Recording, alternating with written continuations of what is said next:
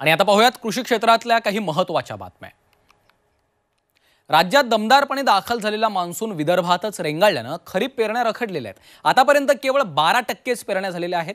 कापूस, सोयाबीन आणि मका या प्रमुख पिकांच्या पेरण्या सरासरी 15% झालेल्या आहेत। येत्या आठवडाभरात पाऊस जोर धरेल असा अंदाज भारतीय हवामानशास्त्र विभागाने व्यक्त केलेला आहे। त्यानंतरच पेरण्या मार्गी लागतील अशी देखील शक्यता वर्तवली जाते आहे।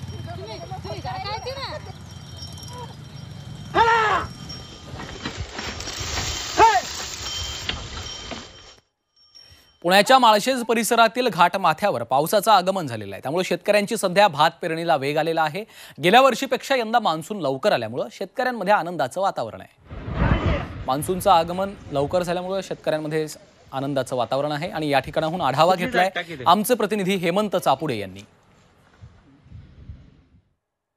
राज्यात यंदा मान्सूनचं लवकर आगमन झालं असून सह्याद्रीच्या पर्वतरांगा परिसरातील माळशेज परिसरात मी आता आलेलो। आपण या ठिकाणी जर पाहिले तर आदिवासी शेतकऱ्यांची सध्या या ठिकाणी भात जे काही साळी टाकण्याची लगबग सुरू झालेली आहे। रोप वाटिका सध्या तयार करण्यात शेतकरी व्यस्त आहेत। या ठिकाणी शेतकऱ्यांनी साल टाकलेली आहे आणि यानंतर आता शेतकरी या ठिकाणी खरं तर पाळी घालण्याचं काम करत आहेत। आपल्यासोबत शेतकरी आपण त्यांच्याशी बोलणार आहोत। काय सांगाल काका, काय परिस्थिती आहे सध्या? या वर्षी पाऊस लवकर आलेला आहे, मान्सून लवकर आलेले सध्या चांगली सुरुवात झाली। किती दिवसात या साळी लावायला येते? साधारण 21 ते 25 दिवसात साळी लावायली। आता रोप टाकून झाल्यानंतर आम्ही आमच्या शेतीत लागवडी सुरू करू। पाऊस जास्तीत जास्त चालू झाला ना मग आम्ही आमचे लागवडी चालू करू। हेमंत चापुडे, झिमडिया, माळशेज, पुणे।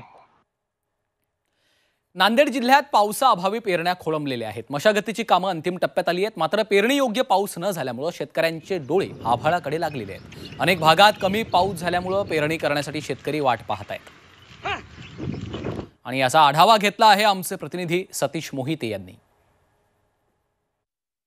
राज्यात मान्सून दाखल झाला असला तरी अपेक्षेप्रमाणे पाऊस न बरसल्याने बळीराजा चिंतेत सापडलेला आहे। राज्यात सर्वच ठिकाणी पेरण्या खोळंबलेल्या आहेत। विशेषतः मराठवाड्यात खूप कमी प्रमाणात पाऊस झालेला आहे। नांदेड जिल्ह्यात पाहिलं तर नांदेड जिल्ह्यात अवघा सरासरी 80 मिलीमीटर पाऊस झालेला आहे। काय आता किती पाऊस पडलेला आहे आणि आता पेरणी होऊ शकते का? आता पेरणी होऊ शकत नाही, कारण की पाणी अजून पडलेला नाही तेवढा आणि वावरातली कामं चालू आहेत करणं। शेतकरी राजा एवढा चिंतित आहे, शेतकऱ्याला काय करावं हे माहीत नाही आणि आम्ही सर्व शेतकरी आभाळाकडे डोळे लावून पाण्याची वाट पाहत आहोत। 100 मिलीमीटर पर्यंत पाऊस, त्यापेक्षा जास्त पाऊस झाला तरच पेरणी करावं असे आवाहन कृषी विभागातर्फेही करण्यात आलेलं आहे। सतीश मोहिते, झी 24 तास, पुणे। आणि आता एक धक्कादायक बातमी आहे अमरावतीमधून। विदर्भात शेतकरी आत्महत्यांचा धक्कादायक आकडा समोर आलेला आहे।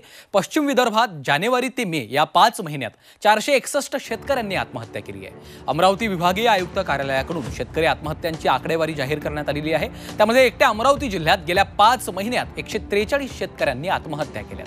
नैसर्गिक आपत्ती, अवकाळी पाऊस आणि नापिकीला कंटाळून या शेतकऱ्यांनी आपलं जीवन संपवलं। यापाठोपाठ अकोल्यामध्ये 82, यवतमाळमध्ये 132, बुलढाण्यात 83 आणि वाशिममध्ये 21 शेतकऱ्यांनी आत्महत्या केल्याचं समोर आलेलं आहे।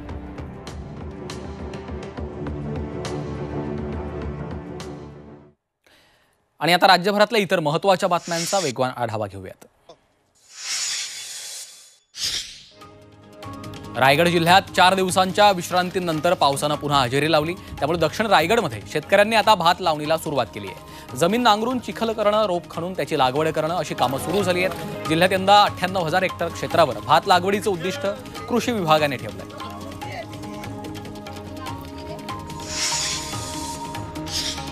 सिंधुदुर्ग जिल्ह्यात पावसाचा येलो अलर्ट जारी करण्यात आलेला आहे। जिल्ह्यातील काही भागात दमट वातावरण पाहायला मिळालं तर काही भागात कडक ऊन दिसलं। पेरणीची कामं आटोपल्यानंतर आता लावणीपूर्व कामांना वेग येणार आहे।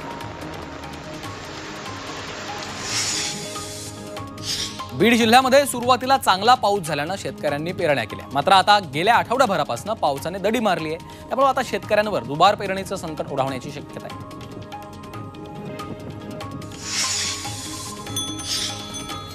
अमरावती जिल्ह्यात पावसाने दडी मारल्यानं पेरण्या खोळंबल्यात। सध्या 30,000 हेक्टरवर कपाशीची पेरणी झाली आहे। मात्र आता पावसाने दडी मारल्यामुळे शेतकऱ्यांची चिंता वाढली आहे। 2 ते 3 दिवसात पाऊस न आल्यास शेतकऱ्यांवर दुबार पेरणीचं संकट ओढावणार आहे।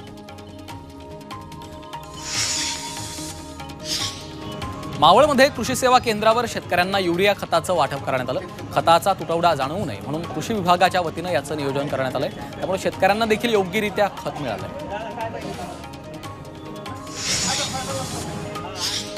पंढरपूरच्या कासेगावमधील द्राक्ष बागा चुकीच्या औषधांमुळे जळाल्या होत्या.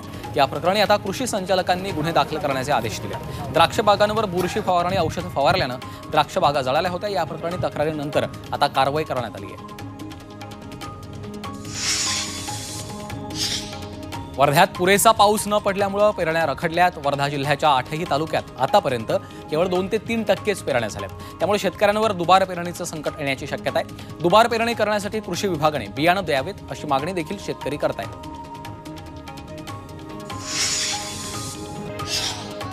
वर्धा जिल्ह्यातल्या देवळी तहसील कार्यालयाच्या समोर शेतकऱ्यांनी ठिय्या आंदोलन केलं. रब्बी हंगामात देवळी तालुक्यात गारपीट होऊन शेतकऱ्यांचं प्रचंड नुकसान झालेलं आहे. पण अनेक महिने उलटूनही पीक विम्याचं नुकसान भरपाईचे पैसे मिळाले नाहीत. त्यांची मागणी करत युवा संघर्ष समितीनं हे आंदोलन केलंय.